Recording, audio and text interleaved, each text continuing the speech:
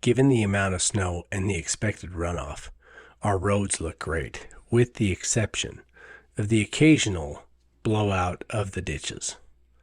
That allows the water to flow across the surface of the road and make the surface a hot mess. This year, we have the highest amount of runoff water and the most intervention to protect the road. The ditch you just saw me open manages the flow that comes across my property. That flow is estimated somewhere between 400 and 600 gallons per minute. In my history, that has never been more than 300 to 400 gallons per minute. This year, the surface level runoff has increased by at least 50%, and we have an unprecedented amount of subsurface water drainage that we've never dealt with in the past. Those two factors combined means that we have to be a little bit extra diligent about how we manage the water this year. We have a spot on this road that's about 400 to 500 feet long that the water has just been fanning out across the entire road surface as it comes off of the mountain. That water, combined with our daily traffic, is starting to cut some pretty good ruts into the road and giving spots for the water to sit and pool. Anywhere that water can puddle up will sit there and slowly soak in, making the subsurfaces of the road much softer. If you can drain the ruts and allow the moisture to flow downhill and get out of the area, then you can maintain a dry, hard road surface. So that's the intention behind my efforts. I'm trying to use the blade to cut in a little bit of a runoff ditch on either side of the road and also maintain a little bit of a crown in the road. I shouldn't need to cut this ditch very deep, just because as soon as the water starts running down it, it'll kind of cut its own path and find its own way. But it does need to be deep enough initially to handle the amount of water that's coming down the road. All of that is simply to manage the amount of surface runoff water that's coming to the road and running down it. This has nothing to do with the subsurface water that's already soaked in and is working away at the subsurfaces of the road. At this point, if we do nothing about the surface water, this road is going to fall apart in a bad way. As long as the surface water makes it to the ditch and that ditch stays open, that water will get out of here and everything stays intact. But if that water gets down into the subsurface layers of the road and starts to saturate things, then there's no way these ditches are going to be deep enough to allow the water to exit. They would have to be a couple of feet deep on each side so that they're the low point and the water can make to the ditch out of the substrate of the road. I'm just hoping that it's not too late and these ditches will help dry this up before it gets worse. We didn't know it at the time, but the subsurface layers of this road are already compromised, and this road is going to fail through this section. I had my excavator parked across the road to block it off with caution tape. Had the caution tape going from the tree to the excavator and from the excavator to the fence, and we've had a couple of people come up on wheelers and blow through the caution tape and try to come up into the soup bog, and obviously can't make it through and back up. But you can't tell, but there's a entire 14 tons of pit run right here, just buried away. And from about the four-wheeler up there back is where this is all soup bog. And it was bad. I mean, I was up to the top of the track rails on the excavator, just trying to make sure that I could get in here, and we put every boulder we could find, every root ball we could get a hold of, any logs that were deadfall, we pushed them all in here to the bottom. And it's drying up in spots, but it's also just soup in spots. It's going to be a while before it drains enough to put any aggregate into it to do any good. Now back to that first day of cutting ditches along the rest of the road to try to manage this water that keeps coming everywhere onto the surface. Now a big 30 or 40,000 pound road grader could easily cut a borrow ditch and shape and crown this road in a way that would manage a lot of the water for us. But the fact is, that's not the agreement the county has with this road. This road is built as a public access to a parking lot at a Bureau of Land Management trailhead, and it happens to be flanked by private property on both sides for 3 miles. The county maintains this road under a bare minimum maintenance agreement with the BLM. That means no winter access, let alone maintenance, and at best, once a year, they may grade the road.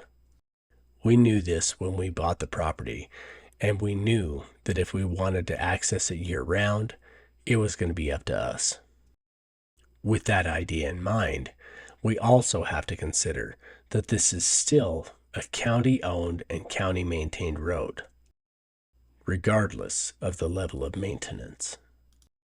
That means that we're limited to what we can do without the county's consent and/or approval or their direct involvement. Under those constraints, those of us that live up here work together as a team to provide the best accessibility on this road that we can.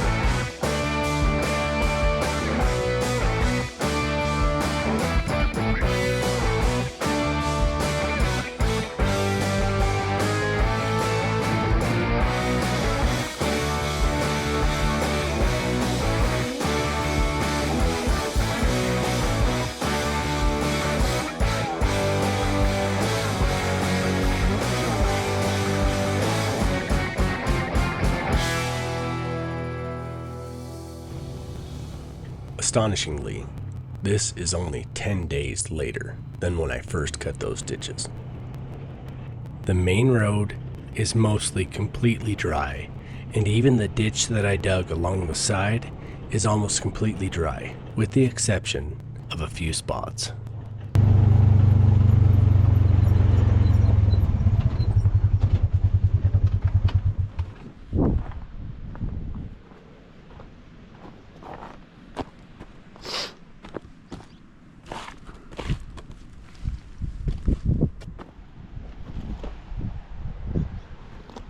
This is just becoming a bog right here. You can see that there's moisture flowing here. It's dry before here, so it's seeping out of the ground here, and it's actually affecting the road surface. You can see how deep that gets. And that drops well into 18 inches into the road. There's a couple of these bogs forming this year that we've never had. This road's usually been pretty good as long as we can keep the water to either side. It usually stays pretty good and dry and firm. But this year, this bit's creeping out. So we're just trying to avoid it. Drive to the high side as much as we can and stay up and out of it if we can, so that it'll dry out. These bogs get deep, and then the more you drive in them, the soggier they get. And pretty soon they end up bottomless, just like our bad spot up the road here. And that one turned into about a 100-foot stretch. If we're careful, this one can hold together just enough to get us by. If we're not careful, this spot can easily turn into a 50-foot stretch of bottomless bog. So we'll see what we can do to keep off of it and make sure we're open. I may have to come over here and take a little bit of this shoulder that's dry and high, put it down here to kind of even it out and give us a little bit more width. We'll just see. There's two other spots down lower on the road that have the same issue going on.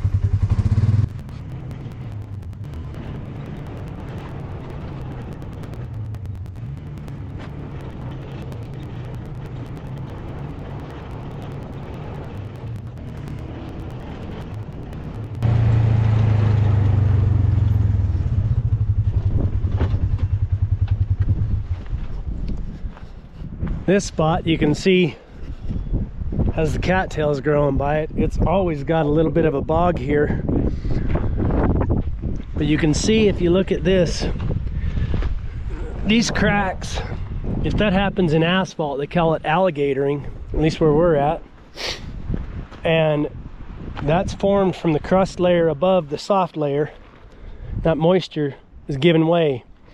And this, you can, maybe you can see, maybe I can set this and you can actually see it.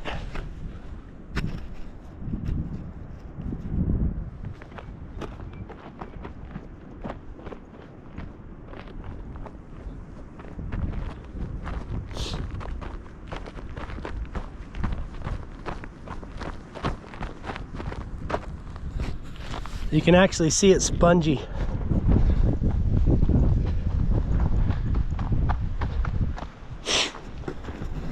So what's happened is we've got a firm crust layer floating on a hydraulic layer underneath. So we've got a spongy bit that's soft and saturated, and this hard crust is all floating on top. As we drive over it, it flexes and cracks. But if this breaks through enough, which is what's been happening here, that pond scum colored soil has been oozing up through in a couple spots. So if it comes through wet enough and it actually breaks through with moisture, we're going to be sunk.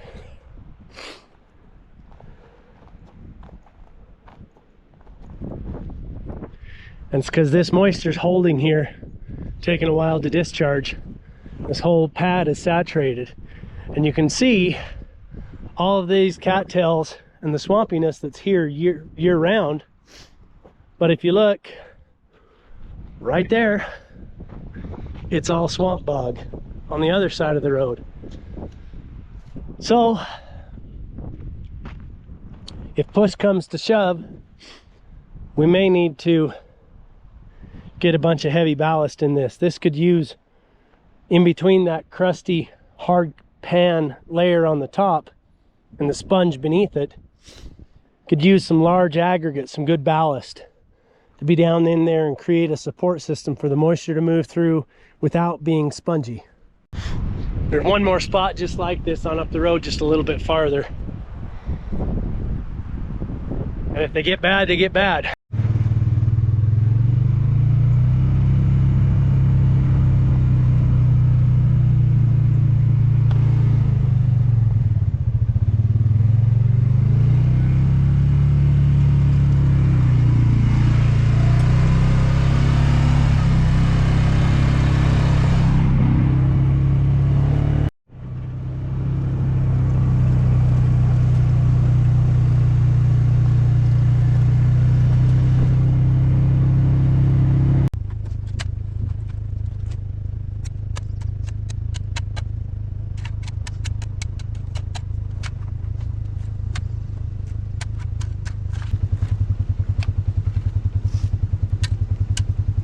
Stay in again.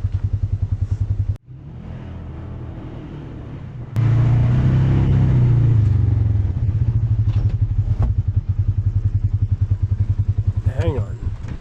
We're gonna have to do something about this.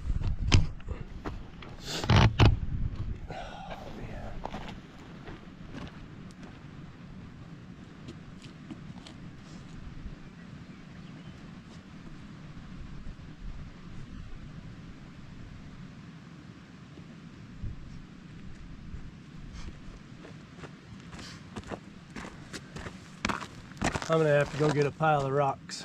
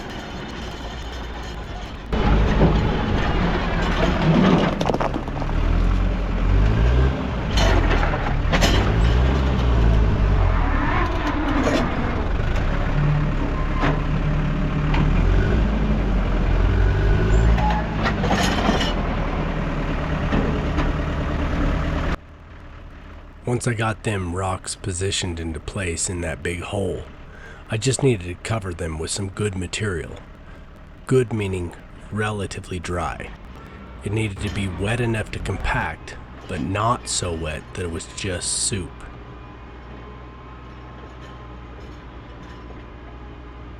You can see that right in here, the mud is starting to suck my tractor off to the right-hand side. That's where the really soupy spot is. And as I drive into it, it wants to pull me in deeper. Since it invited me in, I'm going to take advantage of that moment and drive up and down a little bit to try to open up a channel in that really soft side all the way to the right against the hillside. As I do that, I have to be careful about where I exit the trench.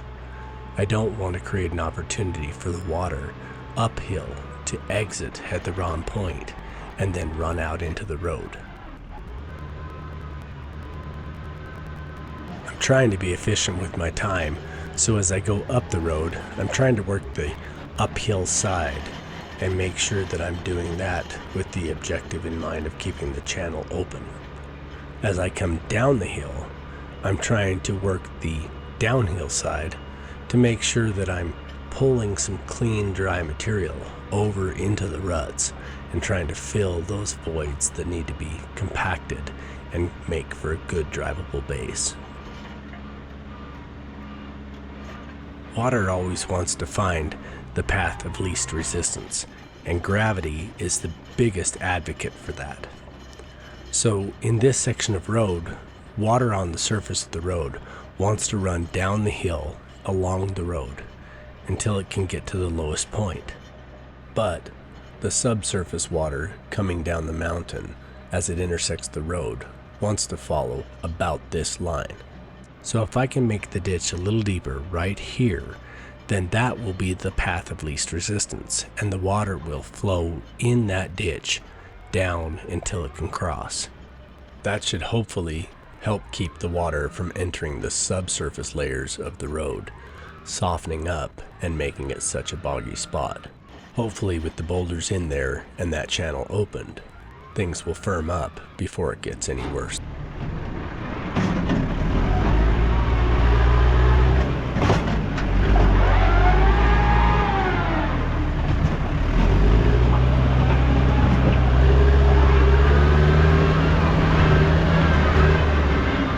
I'm trying not to get too close to the fence posts, but I know that my bucket on this tractor is 6 feet.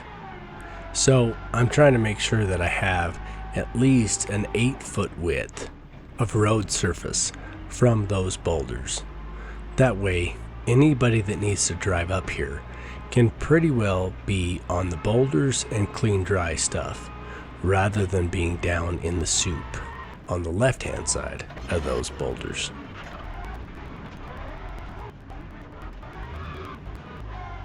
I'm putting enough downforce pressure with the bucket to slightly lift the front of the tractor off the ground.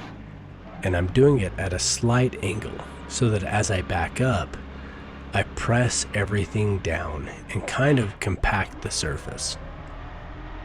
We call it backdragging, and it's nowhere near as efficient as a sheep's foot compactor or even a smooth roller compactor, or especially any kind of compactor with a vibration motor on it. But in lieu of those, it's the next best thing. This is definitely going to be the next spot that blows out, and I'm afraid we're going to lose it before we can save it. So I put a dozen or so boulders down in here, some pretty good sized ones, about 18-20 inch ones, and a handful of smaller rocks and all kinds of sizes in there. And I covered it with dry clear material from over here on the side to try to make sure that it wasn't going in with soupy wet clay. But man, as I drive across it with my tractor, you can see the ground dip and recover after the tire comes across it. And it's soft all the way down into here. And you can see the alligator cracking in the road all the way through here. And how it's getting soft and mushrooming up in the middle here. So there's a good chance that we're going to lose this road. We'll see how it goes. If it starts to cut loose and get out bad, the only way we can salvage anything with it is big, large ballast, like those boulders I put in. It's got to have large aggregate that pushes down. The friction force of that large rock trying to drive down through mud and sediment and debris is what creates the flotation. So we need enough of the right size material that the weight of the vehicles pressing down on those rocks in the mud slurry, and that force that's exerted to get it to move, is greater than the force exerted from the tires of the vehicles that drive on it. So we'll see how it does.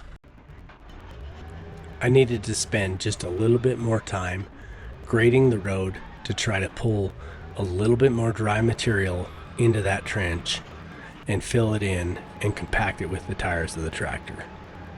As I do that, I'm also going to move over into the slurry ditch and try as I can to open it up as much as possible.